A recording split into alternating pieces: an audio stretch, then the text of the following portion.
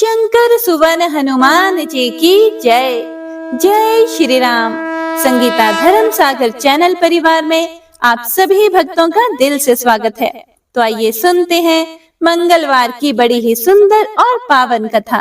व्यास जी ने कहा, एक बार नैमिषारण्य तीर्थ में 88,000 मुनि इकट्ठे होकर पुराणों के ज्ञाता श्री सूत जी से पूछने लगे, हे महामुनि, आपने हमें अनेक पुराणों की कथाएं सुनाई हैं।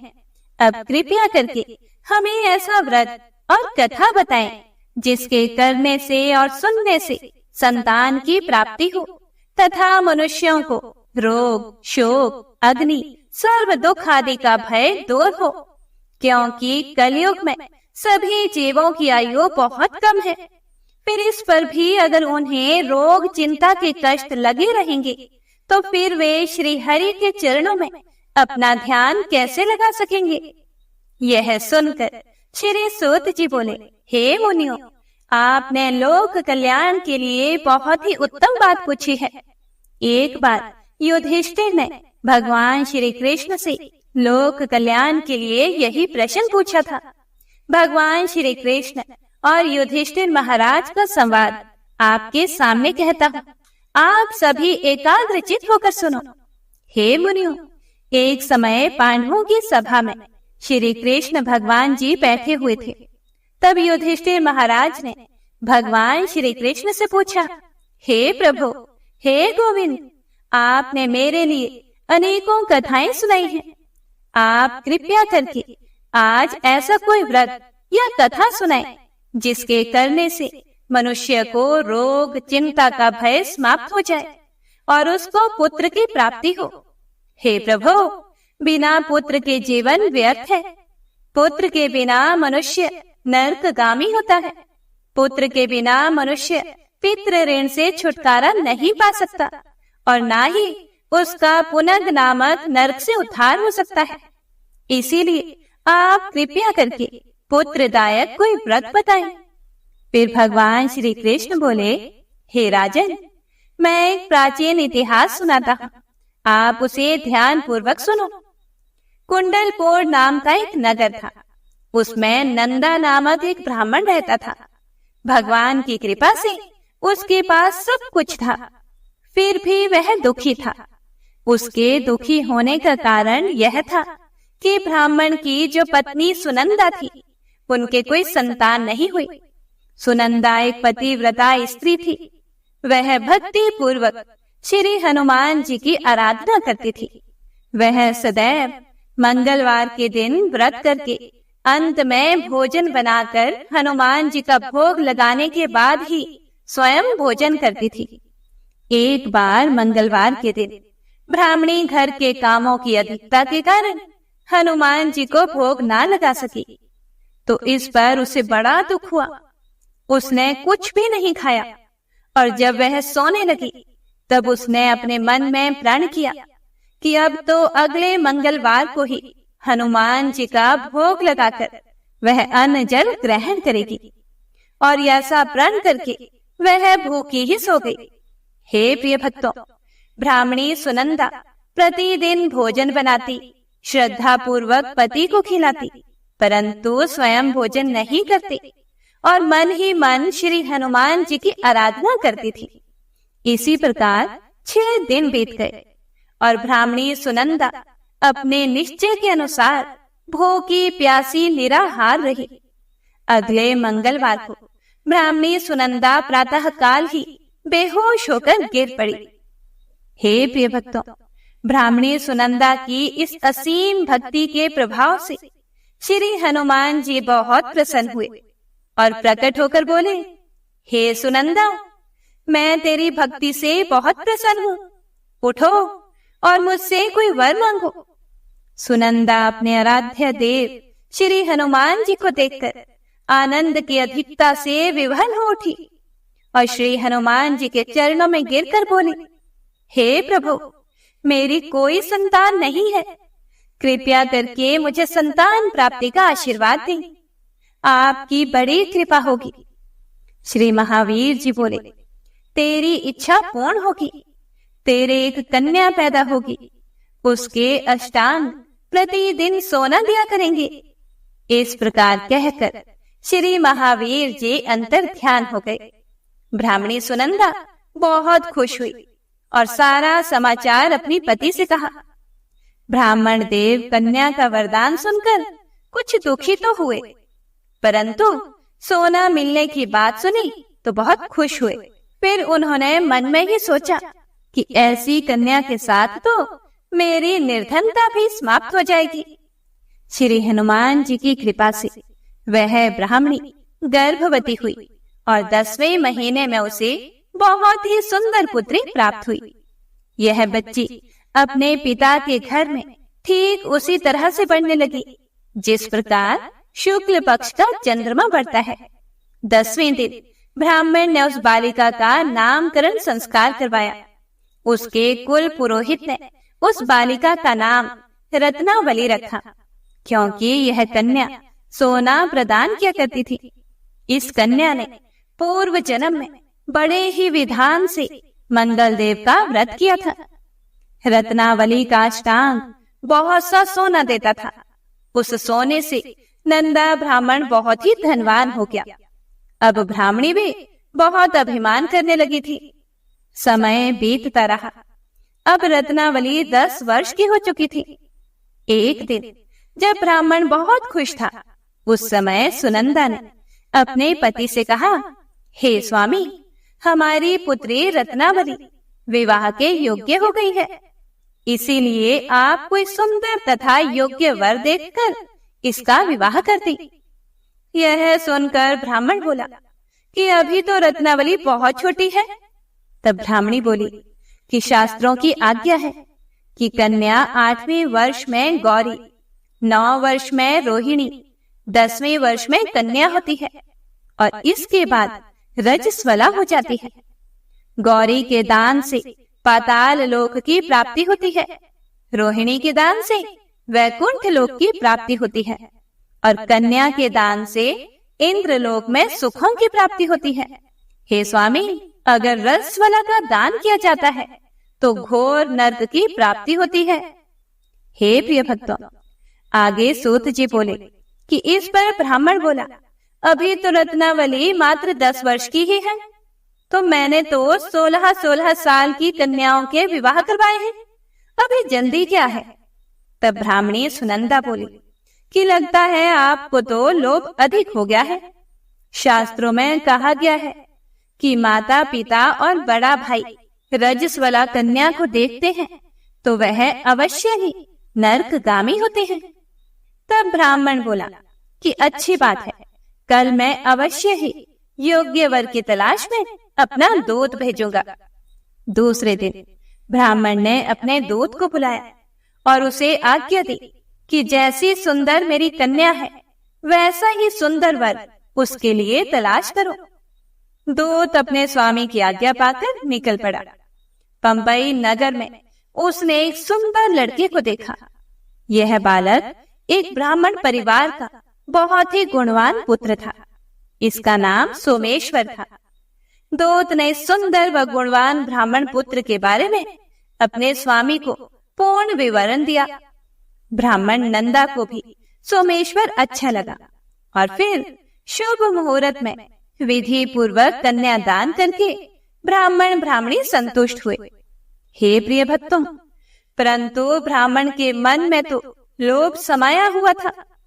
उसने कन्यादान तो कर दिया था, पर वह बहुत ही दुखी था। उसने सोचा कि रत्नावली तो अब चली जाएगी और मुझे इससे जो सोना मिलता था वह अब नहीं मिलेगा। मेरे पास जो धन था कुछ तो इसके विवाह में खर्च हो गया और जो शेष बचा है वह भी कुछ दिनों के बाद समाप्त हो जाएगा।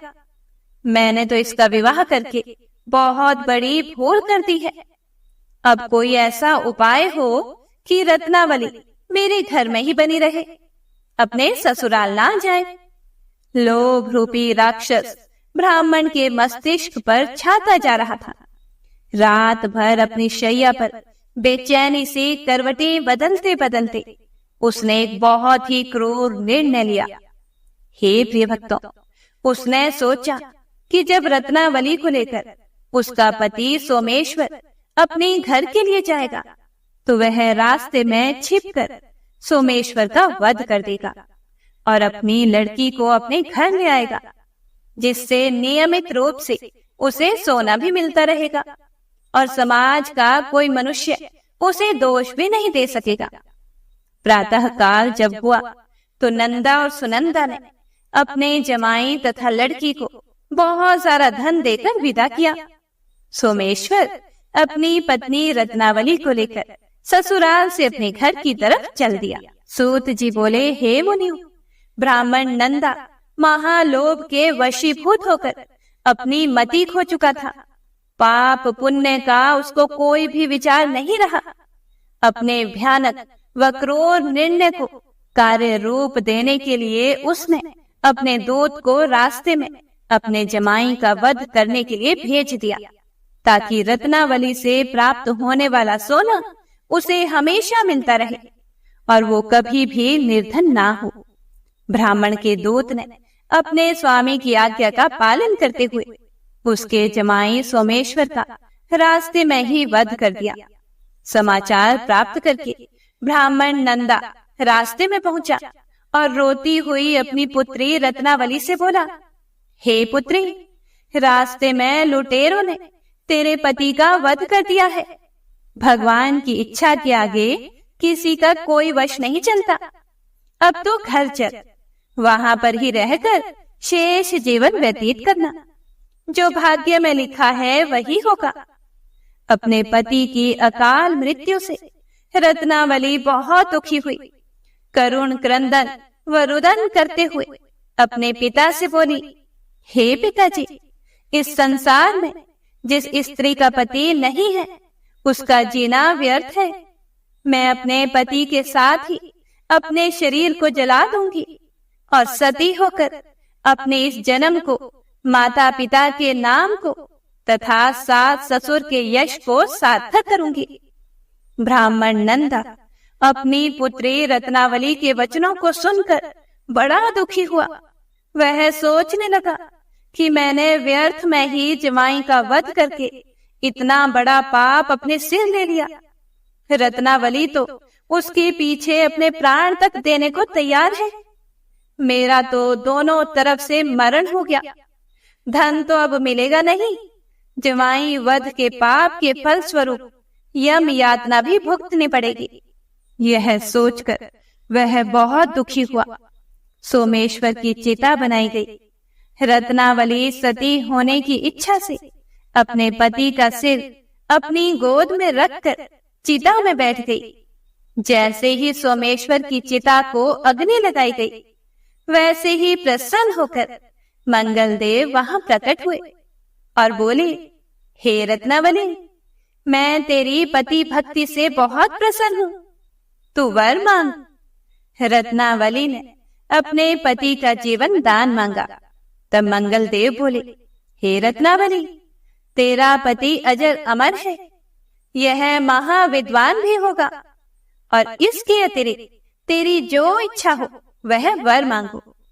तब रत्नावली बोली, हे ग्रहों के स्वामी, यदि आप मुझ पर प्रसन्न हैं तो मुझे यह वरदान दीजिए कि जो भी मनुष्य मंगलवार के दिन प्रातःकाल लाल पुष्प, लाल चंदन से पूजा करके आपका स्मरण करे, उसको रोग व्याधि ना हो, स्वजनों का कभी वियोग ना हो, सर्प, अग्नि तथा शत्रुओं का भय ना रहे। जो स्त्री मंगलवार का व्रत करे वह कभी भी विधवा ना हो। हे प्रिय भक्तों, मंगलदेव ने यह सुनकर उसे तथास्तु कहकर वह अंतर ध्यान हो गए। सोमेश्वर मंगलदेव की कृपा से जीवित हो उठा। रत्नावली अपने पति को फिर से पाकर बहुत प्रसन्न हुई और मंगलदेव का व्रत प्रत्येक मंगलवार को करके व्रतराज और मंगलदेव की कृपा से इस लोक में सुख ऐश्वर्य को भोगते हुए अंत में अपने पति के साथ स्वर्ग लोक को गई। हे प्रिय भक्तों, व्यास जी मुनियों से बोले कि इस प्रकार जो भी स्त्री पुरुष विधिवत मंगलवार का व्रत करके व्रत कथा सुनते हैं, हनुमान जी उनके सभी कष्ट दूर करके घर में धन संपत्ति का भंडार भर देते हैं। शरीर के सभी रक्त विकार के रोग भी नष्ट हो जाते हैं। तो सभी प्रेम से बोलिए, मंगल देव भगवान की जय। जय श्री राम। हरे कृष्णा। हे प्रिय भक्तों, आइए अब श्री राम नाम की महिमा का रसपान करते हैं। लंकापति रावण के वध के बाद जब अयोध्यापति प्रभु श्री राम की कीर्ति दूर दूर तक फैल रही थी और वह मर्यादा पुरुषोत्तम कहलाने लगे थे, तब एक दिन महादेव शिव की इच्छा भी मर्यादा पुरुषोत्तम श्री राम से मिलने की हुई। पार्वती जी को अपने साथ लेकर महादेव जी कैलाश पर्वत से उतरकर अयोध्या नगरी के रास्ते पर चल पड़े। भगवान शिव और माता पार्वती को अयोध्या आया देखकर श्री सीता राम जी बहुत खुश हुए। माता जानकी ने उनका उचित आदर सत्कार किया और स्वयं भोजन बनाने के लिए रसोई में चली गई। इसी बीच भगवान शिव ने श्री राम जी से पूछा कि आपके सेवक हनुमान जी दिखाई नहीं पड़ रहे। फिर श्री राम जी बोले कि वे बगीचे में हैं। शिव जी ने श्री राम जी से बगीचे में जाने की अनुमति मांगी और पार्वती जी का हाथ थामकर वे बगीचे में आ गए। बगीचे की खूबसूरती देखकर उनका मन मोहित हो गया। आम के एक घने वृक्ष के नीचे हनुमान जी दिन दुनिया से बेखबर गहरी नींद में सोए हुए थे और एक लय में खर्राटे से राम नाम की ध्वनि उठ रही थी। चकित होकर शिव जी और माता पार्वती एक दूसरे की ओर देखने लगी। माता पार्वती मुस्कुरा कर उठी और वृक्ष की डालियों की ओर इशारा किया। राम नाम सुनकर पेड़ की डालियां भी झूमने लगी थी और इनके बीच से भी राम नाम उच्चारित हो रहा था। शिव जी इस राम नाम की धुन में मस्त मगन होकर खुद भी राम राम कहकर नाचने लगे। हे प्रिय भक्तों, माता पार्वती जी ने भी अपने पति का अनुसरण किया और अपने कोमल पांव थिरकाने लगी। शिव जी और पार्वती जी के नृत्य से ऐसी झनकार उठी कि स्वर्ग लोक के देवता गण भी आकर्षित होकर बगीचे में आ गए और राम नाम की धुन में सभी मस्त हो गए। माता जानकी भोजन तैयार करके प्रतीक्षारत थी, परंतु संध्या घिरने तक भी अतिथि नहीं पधारे। तब मैया सीता ने लक्ष्मण जी को बगीचे में भेजा। लक्ष्मण जी तो स्वयं को भी श्री राम का सेवक ही मानते थे, इसीलिए बगीचे में आकर जब उन्होंने धरती पर स्वर्ग का नजारा देखा तो खुद भी राम नाम की धुन में झूम उठे। महल में माता जानकी परेशान हो रही थी कि अभी तक भोजन ग्रहण करने के लिए कोई भी क्यों नहीं आया। उन्होंने श्री राम जी से कहा कि भोजन ठंडा हो रहा है, चलिए हम ही जाकर बगीचे में से सभी को ले आए। हे प्रिय भक्तों, जब सीता राम जी बगीचे में गए तो वहां राम नाम की धूम मची हुई थी। हनुमान जी गहरी नींद में सोए हुए थे और उनके खर्राटों से अभी तक राम नाम निकल रहा था। श्री सिया राम भाव विहल हो उठे। राम जी ने हनुमान जी को नींद से जगाया और प्रेम से उनकी तरफ निहारने लगे। हनुमान जी प्रभु को आया देखकर शीघ्रता से उठ खड़े हुए और नृत्य का समम भंग हो गया। शिव जी खुले कंठ से हनुमान जी की राम भक्ति की सराहना करने लगे। हनुमान जी संकुचाए लेकिन मन ही मन खुश हो रहे थे। श्री सिया राम ने भोजन करने का आग्रह भगवान शिव जी से किया। सभी लोग महल में भोजन करने के लिए चल पड़े। माता जानकी भोजन परोसने लगी। हनुमान जी को भी श्री राम जी ने पंक्ति में बैठने का आदेश दिया। हनुमान जी बैठ तो गए, परंतु आदत ऐसी थी कि राम जी के भोजन करने के बाद ही सभी लोग भोजन करते थे। आज श्री राम के आदेश से पहले भोजन करना पड़ रहा था। तो माता जानकी हनुमान जी को भोजन परोसती जा रही थी, पर हनुमान का पेट ही नहीं भर रहा था। सीता जी कुछ समय तक तो उन्हें भोजन परोसती रही, फिर समझ गई कि इस तरह से तो हनुमान जी का पेट नहीं भरेगा।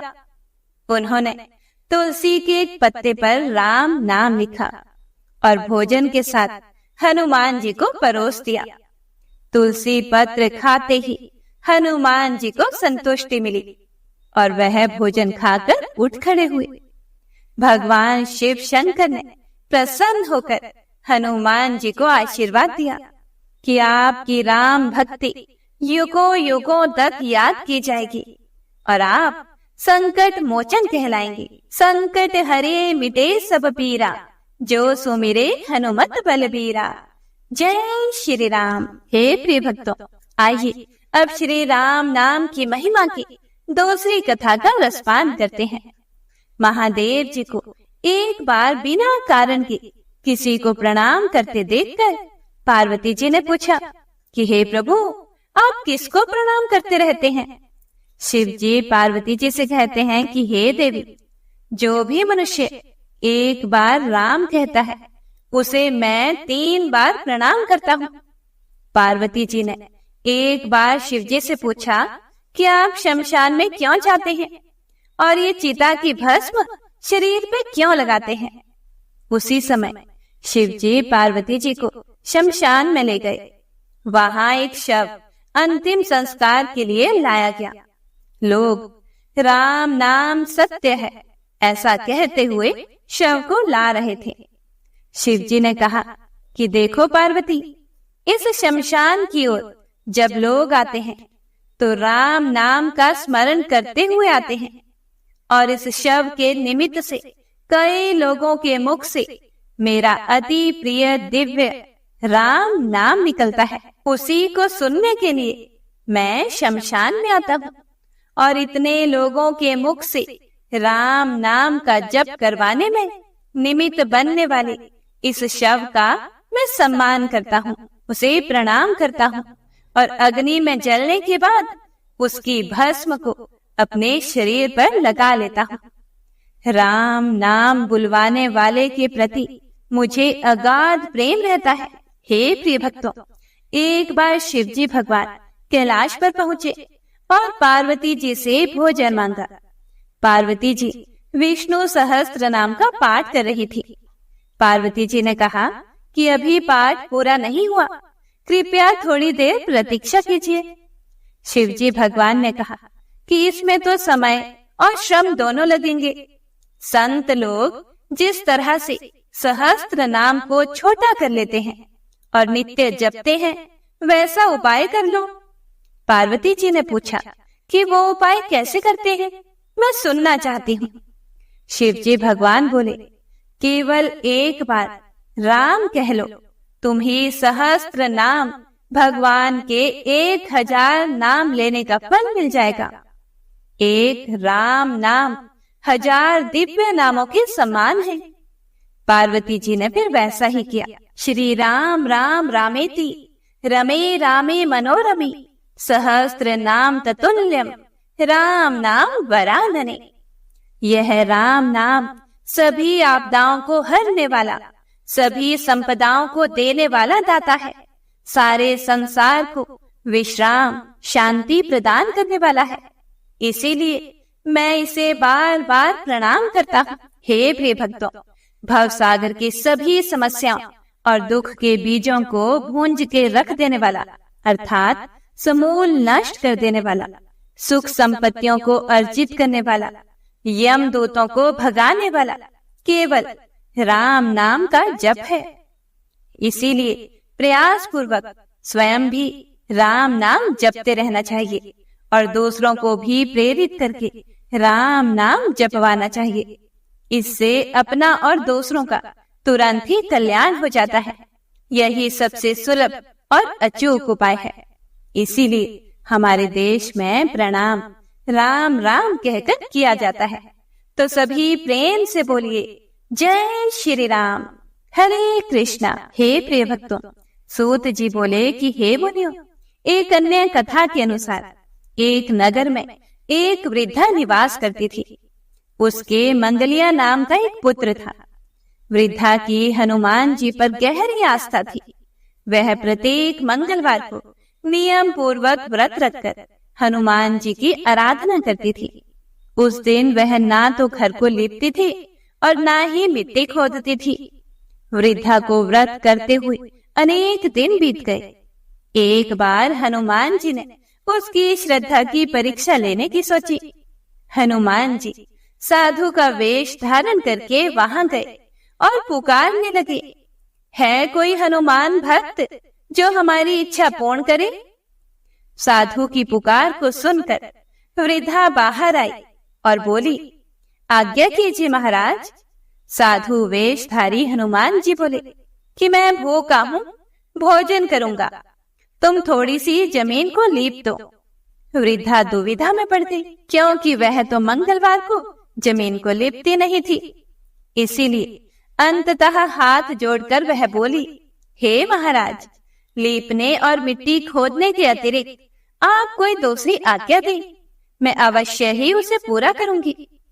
साधु ने 3 बार प्रतिज्ञा कराने के बाद कहा कि तू अपने बेटे को बुला, मैं उसकी पीठ पर आग जलाकर भोजन बनाऊंगा। वृद्धा के पैरों तले धरती खिसक गई, परंतु वह प्रतिज्ञाबद्ध थी। उसने मंगलिया को बुलाकर साधु के सुपुर्द कर दिया। मगर साधु रूपी हनुमान जी ऐसे ही मानने वाले तो थे नहीं।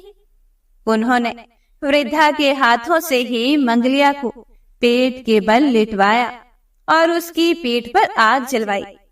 आग जलाकर दुखी मन से वृद्धा अपने घर के अंदर चली गई। इधर भोजन बनाकर साधु ने वृद्धा को बुलाकर कहा कि मंगलिया को पुकारो ताकि वह भी आकर भोग लगा ले। इस पर वृद्धा बहते आंसुओं को पोंछकर बोली, उसका नाम लेकर मुझे और कष्ट ना पहुंचाओ।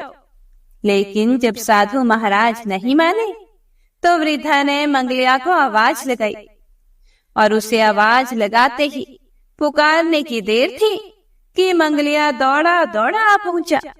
मंगलिया को जीवित देखकर वृद्धा को सुखद आश्चर्य हुआ। वह साधु के चरणों में गिर पड़ी। साधु अपने वास्तविक रूप में प्रकट हुए। हनुमान जी को अपने घर में देखकर वृद्धा का जीवन सफल हो गया। हे प्रिय भक्तों, श्री सूत जी बोले कि मंगलवार के व्रत से शंकर और पार्वती जी इसी तरह भक्तों को साक्षात दर्शन देकर कृतार्थ करते हैं। तो सभी प्रेम से बोलिए, शिव शिवा की जय, राम भक्त श्री हनुमान जी की जय। हे प्रिय भक्तों, तो यह थी आज की मंगलवार की संपूर्ण व्रत कथा। उम्मीद करती हूँ आप सभी भक्तों को पसंद आई होगी। पसंद आई हो तो लाइक शेयर कमेंट जरूर कीजिएगा। शंकर सुवन हनुमान जी आपकी सभी मनोकामनाओं को पूर्ण करें। जय श्री राम।